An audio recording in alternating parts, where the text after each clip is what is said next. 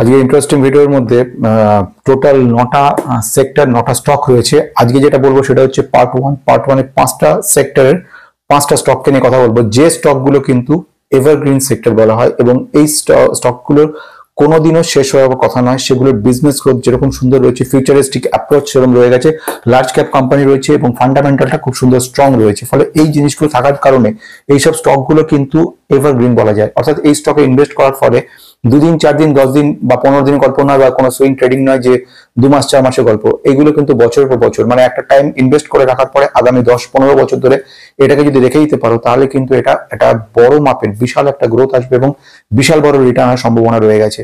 তো সেইগুলো আসার আগে আমি সৌম্য সবাই স্বাগত জানাচ্ছি বেস্ট ইনভেস্টর পক্ষ থেকে। তোমরা যারা নতুন রয়েছো সাবস্ক্রাইব করে বেল আইকনটা প্রেস করে পুরো অজস্র লাইক কমেন্ট শেয়ার মুগ্ধ করে আমাকে অসংখ্য ধন্যবাদ। আসা যাক স্টকগুলোর ক্ষেত্রে। আমি যে সেক্টরগুলোর কথা নিয়ে বলবো, ফার্স্ট যে সেক্টরের কথা বলছিল হচ্ছে ব্যাংকিং সেক্টর। ব্যাংকিং সেক্টর কিন্তু বলা যেতে পারে ইন্ডিয়ান ইকোনমি ক্ষেত্রে একটা বিরাট বড় ব্যাকবোন বলা যেতে পারে। অর্থাৎ ইন্ডিয়ান ইকোনমিতে একটা বড় ভূমিকা নিয়ে রয়ে গেছে এই যে পার্টিকুলার ইন্ডিয়ান ব্যাংকিং সেক্টরটা, সেটা কি বলা যায়, এটা বলছে কি ড্রাইভার বলা যেতে পারে আমাদের ইন্ডিয়ান ইকোনমি ক্ষেত্রে। অর্থাৎ আগামী দিনে এই ইন্ডিয়ান ইকোনমিতে যত গ্রোথ তৈরি হবে তত তার পিছনে কিন্তু রয়ে গেছে থাকছে ইন্ডিয়ান ব্যাংকগুলো। অর্থাৎ ব্যাংকিং সেক্টরকে কিন্তু হেলাফেলা করে বা এড়িয়ে যাওয়া যেতে পারে না। এটা একটা ক্রুশিয়াল রোল পার্ট মানে উপলব্ধি করছে, কাজ করছে ক্রুশিয়ালি, সেটা হচ্ছে লিকুইডিটির ক্ষেত্রে। অর্থাৎ ব্যাংক মার্কেটে যে লিকুইডিটি তৈরি হচ্ছে সেখানে কিন্তু ব্যাংকের একটা বিরাট বড় ভূমিকা রয়েছে। তো আসা যাক, আমি যে ফার্স্ট কোম্পানিটার কথা বললাম, যে স্টকটার ক্ষেত্রে এলাম প্রথমে দেখানোর জন্য, কোম্পানিটা ব্যাংকিং সেক্টরের। এনপিএ রিকভারি পার্সেন্টেজ খুব ভালো রয়েছে। গ্রস এনপিএ, এনএনপিএ, এনআইএম, কার, এইগুলো মানে capital adequacy ratio, cost to income ratio, এইগুলো সমস্তগুলো কিন্তু এক একটা আলাদা প্যারামিটার ব্যাংকিংয়ের জন্য।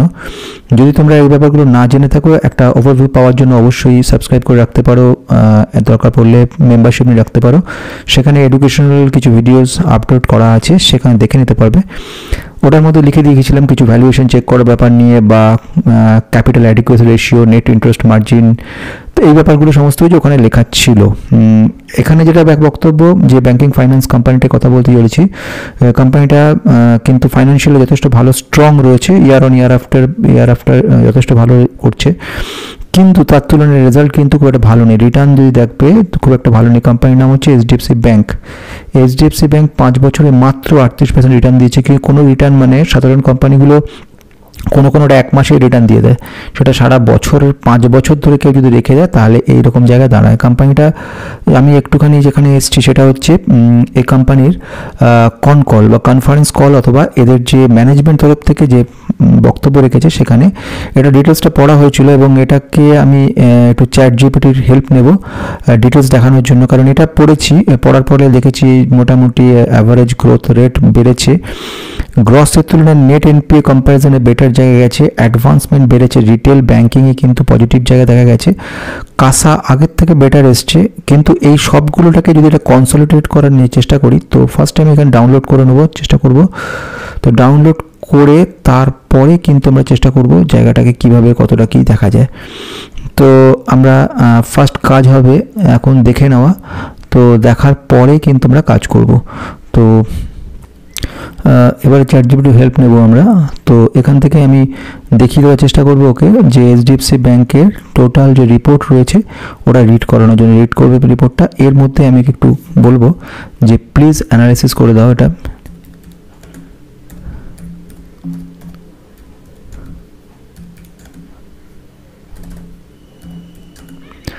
Please analyze this report and summarize.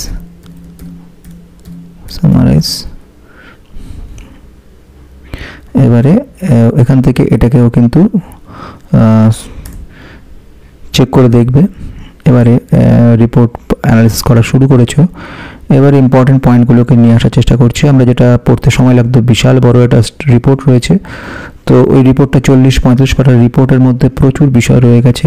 Cash liquidity ratio, capital কি situation, net revenue, net interest কীরকম রয়েছে, আদার টোটাল ইনকাম, এই সমস্তগুলো রিড করে আমাদেরকে একটা জায়গায় কিন্তু দিয়ে দিয়েছে। NIM, এনআইআই, net interest margin level কী রয়েছে, কস্ট টু ইনকাম রেশিও কী রয়েছে, গ্রস এনপিএ রয়েছে 1.33 যেটা। তো এইগুলো সমস্ত কিন্তু বক্তব্য ব্যাপারটাকে ছোট করেছে।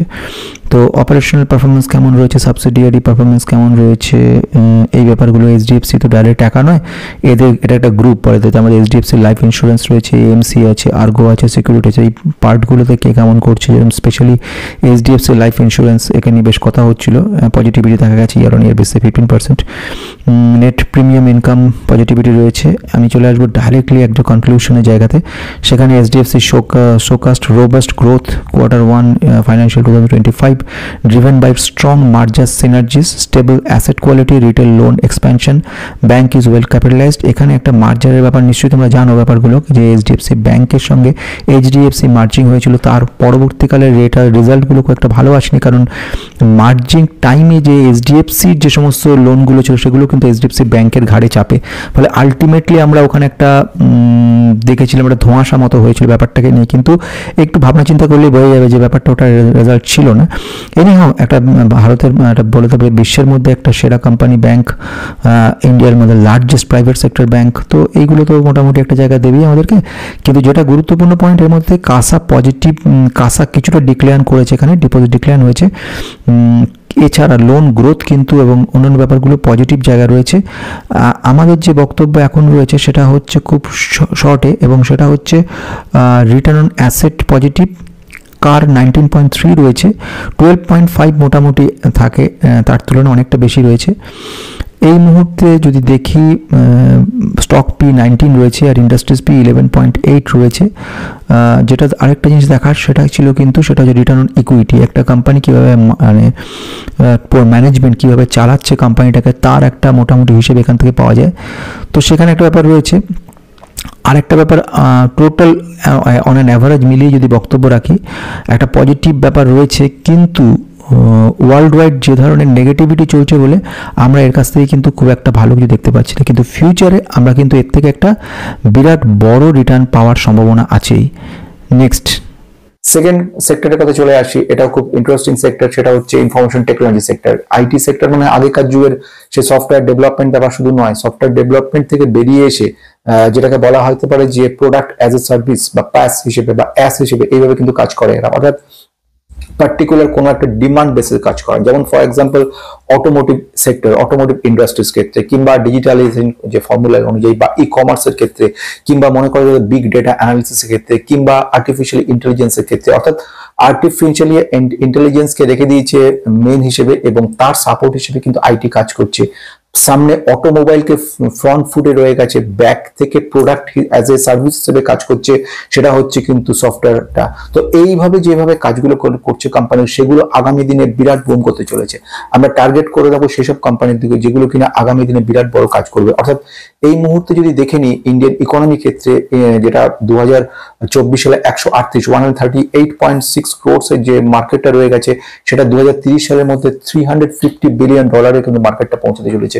একটা বিরাট বড় জাম্প হচ্ছে। Artificial intelligence, cloud computing, next gen technology এবং বিগ ডেটা অ্যানালিটিক্স, এইগুলোর উপরে কিন্তু আগামী দিনে মার্কেট আসতে চলেছে। তো কোন কোম্পানিটা এইগুলোকে কভার করছে? এমন একটা কোম্পানি যে কোম্পানি ডিভিডেন্ড দুর্দান্ত দিচ্ছে, যে কোম্পানি গ্রোথ বছর বছর দিয়ে গেছে, এবং বিগত 5 বছর ধরে একটা লার্জ ক্যাপ কোম্পানি যেখানে 250% বেশি রিটার্ন দিয়ে গেছে, এবং ফিউচার ফোরকাস্ট করছে আরো ভালোভাবে যারা অ্যানালিস্ট, এবং বলছে সারা বিশ্বে আরো বহু কাজগুলোর সঙ্গে এই যুক্ত হয়ে চলেছে। এমন একটা কোম্পানিকে দেখতে চলো।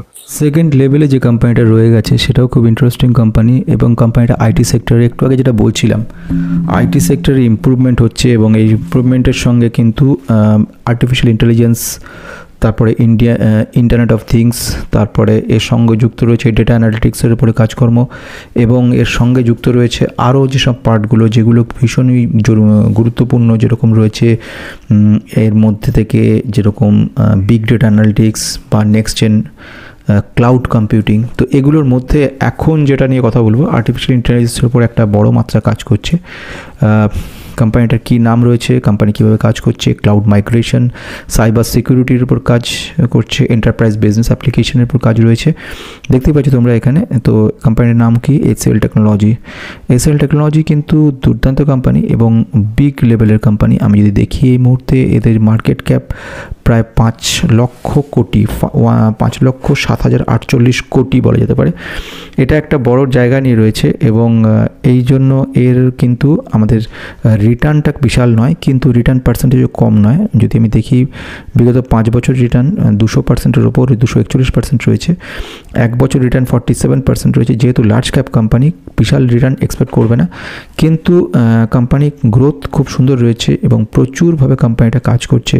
যদি এদের দেখে নাও কনফারেন্স কল থেকেও বা ডকুমেন্ট থেকে আমরা দেখে নিই, সেখানেও কিন্তু দেখবো আমরা অনেক পজিটিভ খবর, যেরকম এখন দেখছি কনকলের মধ্যে আমরা, সেখানে দেখো কীভাবে কোম্পানিগুলো এগোচ্ছে, মুভ করছে, পজিটিভনেস রয়েছে। এবং ফাইন্যান্সিয়াল 2024-এর পারফরমেন্স দেখাচ্ছে $1.41 বিলিয়ন রেভিনিউ, 2.3% রয়েছে, এবিটাডি ভালো রয়েছে। তারপরে হচ্ছে আদার্স যেগুলো রয়েছে, যেরকম এআই অটোমেশন ও কাজকর্ম, ডেটা অ্যানালিটিক্সের উপর কাজকর্মও করছে। তো আলটিমেটলি এই কোম্পানিটা দারুণ জায়গা রয়েছে। এবং যদি দেখে নাও এই মুহূর্তে এদের মার্কেট ক্যাপ ছাড়াও স্টক P30 রয়েছে। ইন্ডাস্ট্রিজ পির সঙ্গে যদি একটু কম্পেয়ার করে নাও, দেখবে সেখানেও দেখবে ইন্ডাস্ট্রিজ পি কিন্তু যথেষ্ট ভালো জায়গায় ইন্ডাস্ট্রিজ সঙ্গে কম্প্যারিজনে রয়ে গেছে। 33.2 হচ্ছে ইন্ডাস্ট্রিজ পি এবং স্টকটার পি রয়েছে 30। এবং ডেট টু ইকুইটি রেশিও একেবারে নীল। প্রফিটেবিলিটি যথেষ্ট ভালো রয়েছে, কোয়ার্টার অন কোয়ার্টার বেসিস দেখবে প্রতি বছরে ভালো করছে। প্রফিট অ্যান্ড লস অ্যাকাউন্ট যদি দেখো সেটাও বেটার জায়গা রয়েছে, বছরে বছরে ইমপ্রুভমেন্ট হচ্ছে এদের। এবং পিএটি অপারেটিং প্রফিট মার্জিন সেখানে 22% মোটামুটি অ্যাভারেজ রেখে 20% অ্যাভারেজ রাখা মানে খুব ভালো লেভেলে কোম্পানির, তবেই সেটা পারে। এছাড়া quarter on quarter basis improvement রয়েছে। এদের যে ইনভেস্টার সেটা হচ্ছে 60% বেশি প্রমোটার হোল্ড করে রেখে দিয়েছে। আরেকটা দেখার ছিল ক্যাশ ফ্লো কিন্তু পজিটিভ রয়েছে। এবং যেটা বক্তব্য যদি দেখে নিই এই সিচুয়েশনে, এসএল টেকনোলজি কিন্তু যেটা সেলস গ্রোথ 5 বছরে ভালো জায়গা রয়েছে। মানে আলটিমেটলি কোম্পানিটা কিন্তু ভালো ইমপ্রুভমেন্ট করে চলেছে এবং এগুলো আমরা ভবিষ্যতে দেখতে পারবো। আগামী দিনে কোম্পানিটা কিন্তু এক্সপেকটেশন ভালো থাকবে। নেক্সট জায়গায় যাবো, নেক্সট চলে আসছে থার্ড সেক্টরের দিকে। এই সেক্টরটা fantastic sector, fast moving consumer sector. অর্থাৎ এই সেক্টরে যে বাজারে ইনভেস্ট করবে, যারা ইনভেস্টেড হয়ে রয়েছে বা করবে, তারা ভবিষ্যতে একটা বিরাট বড় ওয়েলথ কিন্তু ক্রিয়েট করতে পারবে।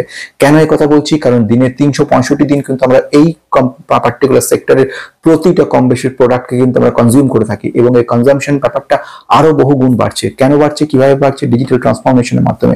ডিজিটাল ট্রান্সফরমেশন বলতে ই কমার্স সিস্টেম বাড়ছে। ই কমার্স বলতে অনলাইনের মাধ্যমে তুমি বুক করতে পারছো যে কোনো এফএমসিজি প্রোডাক্টগুলোকে। এটা প্রত্যন্ত গ্রামাঞ্চলে, যেসব অঞ্চলে আগে নাম শুনেছে প্রোডাক্টগুলো, এখন সেসব গ্রামাঞ্চলে প্রত্যন্ত গ্রামাঞ্চলে, সেখানে তারা মোবাইলের মাধ্যমে, ই কমার্সের মাধ্যমে সেগুলো কিন্তু অর্ডার করতে ফেলতে পারছে। ফলে এটা একটা বড় জায়গা তৈরি করছে। ডিজিটাল যে প্ল্যাটফর্মের উপর কাজ করা যাচ্ছে, এটা একটা সুবিধা। ভবিষ্যতে গভর্নমেন্টের তরফ থেকে বিভিন্ন ইনিশিয়েটিভ গ্রহণ করা হয়েছে। প্লাস এছাড়াও যেটা বক্তব্য সেটা হচ্ছে রুরাল ক্ষেত্রে, রুরালের যে ডিমান্ড গুলো ছিল সেগুলো আবার রিকভারি করছে। ফলে এইগুলো প্লাস ডিজিটাল অ্যাডভার্টাইজমেন্ট গুলো বাড়ছে। ফলে আলটিমেটলি সমস্ত পয়েন্টগুলোকে যদি একসাথে করা যায়, একটা পজিটিভ জায়গা তৈরি করছে এফএম সেক্টর, যে সেক্টরটা কিন্তু আগামী দিনে বাড়তে চলে সাংঘাতিক। মানে 40% অফ এফএম, যেটা অ্যানালিস্টের বক্তব্য অনুযায়ী, যে 40% বেশি কিন্তু এফএমসিজি যে প্রোডাক্ট গুলো সেগুলো কিন্তু ম্যাক্সিমাম ডিজিটাল মানে অনলাইনের মারফত অর্ডার করা হচ্ছে। ফলে এটা আরো বহু গুণ বাড়তে চলেছে। তো একটা যদি স্ট্যাটিস্টিক অনুযায়ী যদি বলা যায়, 2030 সালের মধ্যে যেটা প্রেজেন্টলি 2023-এ ছিল $230 বিলিয়ন যে মার্কেটটা ছিল, এটা কিন্তু প্রায় 1288 বিলিয়ন পৌঁছতে চলেছে। $230 বিলিয়ন বিজনেস, মানে অ্যাটলিস্ট 5 টাইমস বাড়বে এবং 2030 সালের মধ্যে এটা পৌঁছতে চলেছে। ফলে যদি আমরা ক্যাগার মানে কম্পাউন্ডেড অ্যানুয়াল গ্রোথ রিটার্ন দেখি বা রেট দেখি, দেখবো 27.01% রেটে কিন্তু বাড়তে চলেছে এটা। ফলে আলটিমেটলি এটা একটা বিরাট বড় ভূমিকা নিতে চলেছে। এখানে এফএম সেক্টরের মধ্যে ফুড অ্যান্ড বেভারেজের কথা বলছি, হেলথ কেয়ারের কথা বলছি, পার্সোনাল কেয়ারের কথা বলছি, এছাড়া কি হোম কেয়ার যে সমস্ত কমোডিটি গুলো আছে সেগুলোর কথা বলছি। তো কোন পার্টিকুলার প্রোডাক্ট, কোন পার্টিকুলার স্টকটার কথা বলছি সেটা আবার দেখে নাও। যে কোম্পানিটার কথা বলছি সেটা হচ্ছে FM sector, fast moving consumer good sector. Fast moving consumer good সেক্টরের মধ্যে একটি সেরা কোম্পানি রয়েছে এটি। পেপসিকোর লার্জেস্ট ফ্র্যাঞ্চাইজি নিয়ে রেখে দিয়েছে। কোম্পানিটা বিরাট বড় জায়গা নিয়ে রয়েছে, সেটা হচ্ছে ক্যাগার 21.8% রয়েছে এবং সেলস ভলিউম বাড়ছে আস্তে আস্তে। কোম্পানি কি নাম রয়েছে? কোম্পানির নাম হচ্ছে Varun beverage limited. Varun beverage limited 5 বছর রিটার্ন দিয়েছে, আনবিলিভেবল লার্জ ক্যাপ কোম্পানি, এই পরিমাণ রিটার্ন এটা কিন্তু আনএক্সপেক্টেড রয়েছে। প্রায় 968% রিটার্ন দিয়ে দিয়েছে এবং বিগত 1 বছর রিটার্ন 64% দিয়েছে। আর লার্জ ক্যাপ কোম্পানির কাছ থেকে এই ধরনের এক্সপেকটেশন আমরা করাটা কিন্তু খুব অবাক ব্যাপার, যথেষ্ট ভালো রয়েছে। ফান্ডামেন্টাল দিকে যাব, এদের যে রিপোর্টিং এরা করেছে প্রেজেন্টলি, এটা কিন্তু দেখাতে পাচ্ছ যে সমস্ত ব্র্যান্ড লাইসেন্সগুলো নিয়ে রেখে দিয়েছে এগুলোকে, তাদের সমস্ত কাজকর্ম করা, ডিস্ট্রিবিউশন করা, এর উপরই কিন্তু এদের কাজকর্ম। আর যেটা বক্তব্য সেটা হচ্ছে কস্ট এফিশিয়েন্ট ওয়েতে এরা কাজ করছে, কাস্টমার ম্যানেজমেন্ট খুব ভালো রয়েছে, ডিস্ট্রিবিউশন চ্যানেল দুর্দান্ত রয়েছে। কোম্পানি ভবিষ্যৎ কেমন রয়েছে, ভবিষ্যৎও পজিটিভ বলা যেতে পারে, কারণ বেটার সিচুয়েশন আগামী দিনেও আসবে। তাদের ক্যাপাসিটি বাড়িয়ে চলেছে, কিছু ক্যাপিটাল এক্সপেন্ডিচার করেছে। তো এই হিসেবে সিইও যিনি রয়েছেন, চেয়ারম্যান যিনি রয়েছে, চেয়ারম্যানের ব্যাপারে উনি বক্তব্য রেখেছেন এখানে। আমরা যদি চলে যাই ফান্ডামেন্টালের দিকে, দেখবো সিচুয়েশনে স্টক পি অবশ্যই খুব হাই। এফএম সেক্টরে মোটামুটি পি এগুলো দেখবে সবগুলোর ক্ষেত্রে কিন্তু হাই রয়েছে। ইন্ডাস্ট্রিজ পি যেখানে 40, এর পি কিন্তু 81, কিন্তু আজও যেরকম পি হাই রয়েছে, অতীতেও কিন্তু সবসময়তেই পিটা হাই ছিল, পি চেঞ্জ কিছু হয়নি। যদি দেখি return on equity, return capital দুটোই দুর্দান্ত রয়েছে। আমরা যদি প্রফিট অ্যান্ড লস অ্যাকাউন্টেও যাই, সেখানেও দেখবো একটা পজিটিভিটি। অপারেটিং প্রফিট মার্জিন 20% উপর রয়েছে। নেট প্রফিট ইয়ার অন ইয়ার বেসিসে ইম্প্রুভমেন্ট করছে, একটা পজিটিভ জায়গা তৈরি করছে। প্রোমোটার হোল্ডিং 62%-এর বেশি রয়েছে। এফআইআই রয়েছে 25% এবং ডিআইআই 4% মতো রয়েছে। কিন্তু এগুলোর থেকে সবচেয়ে বেশি গুরুত্বপূর্ণ যেটা বক্তব্য, আগামী ভবিষ্যৎ কেমন রয়েছে, যেটা বেশি গুরুত্ব। অতীতে একটা রেজাল্ট ভালো দেখাতেই পারে কোনো একটা কোম্পানি, কিন্তু তার মানে ভবিষ্যতে কেমন হবে সেটা কিন্তু অতীত থেকে বোঝা যায় না। বরুণ ফুডসের ওপরে কিন্তু, বরুণ স্ন্যাক্সের ওপরে নতুন কিন্তু ওরা প্রোডাক্টস নিয়ে আসছে, জিম্বাবুয়ে এবং জাম্বিয়াতে ওদের বেশ কিছু প্রোডাক্টকে ওরা নিয়ে এসছে, সেইভাবে বক্তব্য রেখেছে ওরা। আর কি ডেভেলপমেন্ট যেগুলো করেছে সেগুলো নিয়ে ওরা এখানে বক্তব্য রেখেছে। আশা করা যাচ্ছে আগামী দিনে এদের প্রফিটেবিলিটি বা রেভিনিউ গ্রোথ আমরা দেখতে পারবো খুব ভালো মাত্রায়। যেহেতু এফএম সেক্টরের কনস্ট্যান্টলি কিন্তু কোম্পানিগুলো ডিমান্ড সারা বছরই থাকে, ফলে এইগুলোর ক্ষেত্রে কিন্তু কখনো আন্ডার ভ্যালুয়েশনে তুমি পাবে এই ধরনের এক্সপেকটেশন না রাখাটাই ভালো। তো এখন ক্যাপিটাল এক্সপেন্ডিচার নিয়ে এরা বক্তব্য কিছু রেখেছে, এখানে আরও ইমপ্রুভমেন্ট করছে, তাই জন্যই ক্যাপিটাল এক্সপেন্ডিচারের ব্যাপার, ক্যাপাসিটি বাড়ানোর চেষ্টা করছে। তো সেই হিসেবে কিন্তু আমরা দেখতে পারবো ভবিষ্যতে কিন্তু ইমপ্রুভ করবে। যদি একটু দেখে নেওয়া যায় এই সিচুয়েশন, প্রোমোটারের সংখ্যা যেটা বলছিলাম, এবং পরবর্তীকালে আমি যদি দেখে নিই ইয়ার অন ইয়ার বেসিসে জাম্পগুলো, সেগুলো বেটার জায়গায় দেখতে পাচ্ছি। আর যদি দেখি ভ্যালুয়েশন, অর্থাৎ আরেকটা জিনিস দেখার ডেট টু ইকুইটি রেশিও, সেটা কিন্তু 0.79 রয়েছে। মানে এইসব দিকে দেখতে গেলে কোম্পানিটা ভালো, এবং যেহেতু এইসব লার্জ ক্যাপ কোম্পানির রিটার্ন এক্সপেকটেশন কখনো বেশি রাখা উচিত না, তা সত্ত্বেও এটা কিন্তু আনবিলিভেবল রিটার্ন দিয়ে গেছে কোম্পানিটা। আমরা চলে আসবো পরেরটার দিকে। নেক্সট আমি চলে আসবো পরের দিকে, দ্যাট ইজ 4 নাম্বার সেক্টরে 4 নাম্বার যে স্টকটার কথা বলবো, দ্যাট ইজ ইনফ্রাস্ট্রাকচার। ইনফ্রাস্ট্রাকচারকে ছাড়া কিন্তু চলবে না। আর ইনফ্রাস্ট্রাকচারে আজকে যারা ইনভেস্ট করবো আমরা, তারা কিন্তু ভবিষ্যতে আরো বহুগুণ বাড়বে। এটা কেন বাড়বে, কি কারণে বাড়বে, অতীতে অর্থাৎ বিগত 1-1.5 বছর আগে যে সমস্ত আমি স্টকগুলোর কথা বলেছিলাম, তোমরা যদি একবার একটু পিছন দিকে ফিরে দেখে নাও, দিওয়ালির সময় যেসব স্টকগুলোকে বলেছিলাম, সেই স্টকগুলো যদি কেউ ইনভেস্ট করতে বিগত জাস্ট 1 বছর আগে, তাহলে এখন কোন জায়গায় কোন রিটার্নের পার্সেন্টেজ থাকতে সেটা তোমাকে আমি নেক্সট ভিডিওতে দেখিয়ে দেবো। তো এই হলো ঘটনা, যে আগামী দিনে ইনভেস্টমেন্ট যত করবে বেটার জায়গায় তত গুণ রিটার্ন আসবে। ইনফ্রাস্ট্রাকচারের মধ্যে যে কাজগুলো হয় সেটা হচ্ছে গভর্নমেন্ট সাপোর্ট, গভর্নমেন্টের বিশাল সাপোর্ট রয়েছে, এবং প্রাইভেট পাবলিক দুজনে একসাথে কোলাবোরেশন করে যে কাজগুলো হচ্ছে সেখানেও কিন্তু একটা বিরাট বড় জায়গা তৈরি করছে। অর্থাৎ এখন এই মুহূর্তে আমি যদি দেখে নিই, ইনফ্রাস্ট্রাকচারের একটা বিশাল বড় ভূমিকা রয়েছে। মার্কেট সাইজ যেটা রয়েছে 204.6 বিলিয়ন ডলারের যে মার্কেটটা রয়েছে, সেটা কিন্তু 2029 সালে $322 বিলিয়ন পৌঁছতে চলেছে। অর্থাৎ এটা একটা বিরাট বড় জায়গা। ন্যাশনাল হাইওয়ে তৈরি হওয়ার কথা যেটা রয়েছে, 2 লাখ কিলোমিটার ন্যাশনাল হাইওয়ে তৈরি হতে চলেছে, এবং যেটাকে এক্সপ্যান্ড করা হচ্ছে। এয়ারপোর্ট 220টা, 220 এয়ারপোর্ট এক্সপ্যান্ডেড হচ্ছে, এবং ওয়াটারওয়ে যেটা জলপথে প্রায় 23টা জলপথ রাস্তা তৈরি করা হচ্ছে, যা 2030 সালের মধ্যে, যেগুলো কাজ কিন্তু শুরু হয়ে গেছে এবং 2030-এর আগেই হয়তো পৌঁছে যাবে। প্লাস 35 মাল্টি মডেল লজিস্টিক যে মাল্টি মডেল লজিস্টিক যে পোর্টগুলো, সেগুলো সব তৈরি করা হচ্ছে, অর্থাৎ একে বলা হয় MMLPS, সেইগুলো কিন্তু তৈরি হচ্ছে। অর্থাৎ রোড একদিকে রয়েছে ব্রিজ, একদিকে হচ্ছে ইলেকট্রিসিটি, এই সমস্ত কিন্তু ইনফ্রাস্ট্রাকচারের মধ্যে পড়ছে। ফলে আগামী দিনে এই সেক্টরের একটা বড় একটা জায়গা রয়েছে। তো এই সেক্টর এমন একটা স্টকের কথা, এভারগ্রিন স্টক, একটা লার্জ ক্যাপ স্টক, যে স্টকটা গ্রোথ বেশি দেয়নি কিন্তু তোমাকে ডিভিডেন্ড দুর্দান্ত দেবে এবং একটা যাকে বলে স্টেবিলিটি দেবে, এমন কি স্টক বহুদিন ধরে অনেকে আমাকে বলছিল, তো তার কারণে আজকে এটা। তো চলো দেখে নিই কোন স্টক। এরপরে যেটা এলাম ইন্টারেস্টিং জায়গা, সেটা হচ্ছে কনস্ট্যান্টলি আমরা বেশ কিছু ইন্টারেস্টিং জানতে চলেছি, সেটা হচ্ছে চ্যাট জিপিটির হেল্প নিচ্ছি। কারণ বিশাল বড় একটা রিপোর্টকে, যেটা রিপোর্টটাকে ইমিডিয়েটলি রিপোর্টটা ভাঙতে গেলে অনেক সময় লেগে যেত এবং সময় সাপেক্ষ ব্যাপার হয়ে যেত, সেটাকে কিছু চেঞ্জ করার জন্য আমরা কি করলাম, চ্যাট জিপিটির সাহায্য নিচ্ছি। এবার নিয়ে একটা পজিটিভ জায়গা আসার চেষ্টা করছি। যেরকম আমি যেটা নিয়েছিলাম, কোম্পানিটার নাম Larsen and Toubro company. Larsen and Toubro company fantastic company, 5 বছর রিটার্ন 143% দিয়েছে। বিশাল কিছু নয়, কিন্তু পজিটিভিটি প্রচুর রয়েছে। লার্জ ক্যাপ কোম্পানি, খুব বিরাট কিছু রিটার্ন এক্সপেক্ট করবে না, কিন্তু তোমাকে কিন্তু অসুবিধাও ফেলবে না। সারা দেশের যত ইম্প্রুভমেন্ট হবে ইনফ্রাস্ট্রাকচারে, তত কিন্তু এই কোম্পানিটার ইম্প্রুভমেন্টও থাকবে। আমরা চলে আসবো যে জায়গায়, প্রথম ফান্ডামেন্টাল জায়গায় ছোটো করে আসবো। আমরা এখান থেকে কল তুলে নিলাম, পিপিটি করে ট্রান্সক্রিপ্ট ট্রান্সক্রিপ্টটা নিলাম। ট্রান্সক্রিপ্ট হচ্ছে এখানে প্রায় 23 পাতার রিপোর্ট রয়েছে একটা, তো 23 পাতার রিপোর্ট এখন পড়ার মতো সময় নেই, সময়ের অভাব। মোটামুটি আমরা ছোটো করে চ্যাট জিপিটিতে চলে গেছি। কনক্লুশন দিয়ে দিয়েছে। কনক্লুশন ফার্স্টে আসবে, এখানে দেখে নেবে growth trajectory, strong order book রয়েছে অফকোর্স। মিডল ইস্টে বেশ কিছু অর্ডার রয়েছে এদের কাছে। আর কিছু ব্যাপার রয়েছে পজিটিভিটি, যেগুলো আমরা এখান থেকে পড়ে নেবো এখানে। যেমন এদের যে কাজকর্মগুলোর মধ্যে পড়ছে, ফাইন্যান্সিয়ালি এদের ইমপ্রুভমেন্ট করেছে, ইউনিয়ন বাজেটে এদের ইনক্রিজ করা হচ্ছে ক্যাপেক্স $11 ট্রিলিয়ন, 3.4% অফ জিডিপি। এবং এদের যে বক্তব্য, BBB+ ক্রেডিট রেটিং রয়েছে এদের কাছে। এছাড়া এদের বেশ কিছু জায়গাতে এরা ইমপ্রুভমেন্ট করতে চলেছে। বেশ কিছু জায়গায় ইমিডিয়েটলি অর্ডার ইনফ্লো হয়েছে 8% ইয়ার অন বেসে। এদের সারা বছরই কিন্তু অর্ডার বাড়তে থাকে, প্রতি বছরে কিন্তু এদের অর্ডার আসে। প্রফিট আফটার ট্যাক্স ভালো জায়গায় রয়েছে। অর্ডার বুক 4.91 ট্রিলিয়ন, মানে একটা দেশের মোটামুটি জিডিপি সমান, ছোটোখাটো দেশের এটা বিরাট বড় ব্যাপার। রেভিনিউ পার্সেন্টেজ ইনফ্রাস্ট্রাকচার থেকে 22% বেশি ইয়ার অন বেসে আছে। এনার্জি থেকে হাইড্রোকার্বন, পাওয়ারের উপর কাজকর্ম, হাইটেক ম্যানুফ্যাকচারের উপর কাজকর্ম আছে, আইটি এবং টেকনোলজি সার্ভিসের উপর কাজ আছে, ফাইন্যান্সিয়াল সার্ভিসের উপর কাজ রয়েছে, মেট্রো হায়দ্রাবাদে যে তার উপরে কাজকর্ম রয়েছে। অর্ডার প্রসপেক্ট প্রায় 9.07 ট্রিলিয়ন, পাইপলাইন রয়েছে, প্রজেক্ট অর্ডারগুলো রয়েছে পরপর। তার মধ্যে মিডল ইস্টের বেশ কিছু প্রজেক্ট রয়েছে, রিনিউয়েবল এনার্জি এবং গ্রিন এনার্জির উপরে কাজ করছে এটা। সোলার ইঞ্জিনিয়ারিং, প্রকিউরমেন্ট, কনস্ট্রাকশনের উপর 60,000 ক্রোর্সের বিশাল বড় একটা প্রজেক্ট চলছে এদের। ইন্ডিয়ান অয়েল কর্পোরেশনের লিমিটেডের সঙ্গে ওদের কাজ, জয়েন্ট ভেঞ্চারের কাজ হচ্ছে।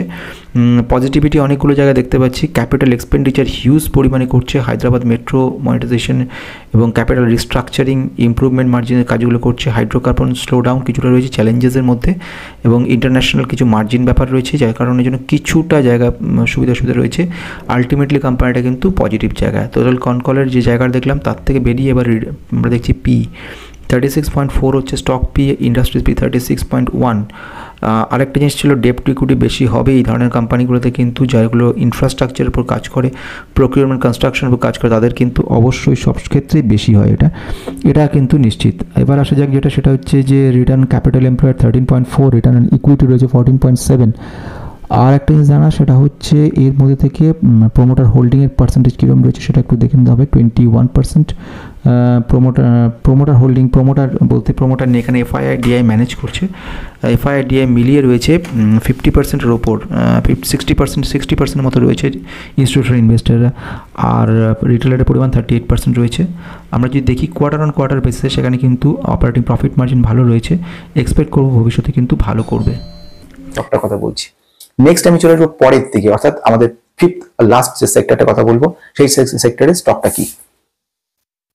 এবার নেক্সট যে কথা বলতে চলেছি সেটা যে সেক্টরের কথা নিয়ে বলছে, সেক্টরটি কিন্তু আরো বিরাট বড় ভবিষ্যৎ রয়েছে, এবং দেখতে পারবো আমরা ফিউচারে এই সেক্টরে ইনভেস্টেড হয়ে কত গুণ বাড়ে। অর্থাৎ এই মুহূর্তে মার্কেট যে এক্সপেকটেশন রয়েছে, যা এক্সপেকটেশন রয়ে গেছে 2026 সালে বলছে $300 বিলিয়ন যে বিরাট বড় মার্কেট রয়েছে, এটা হচ্ছে অটোমোবাইল সেক্টর। অটোমোবাইল সেক্টর কিন্তু একটা যাকে বলবো আমরা সাইক্লিক্যাল অর্ডারে কাজ করে কোম্পানিটা, এবং এই কোম্পানির CAGR হচ্ছে কম্পাউন্ডেড অ্যানুয়াল গ্রোথ রেট হচ্ছে প্রায় 8.20%।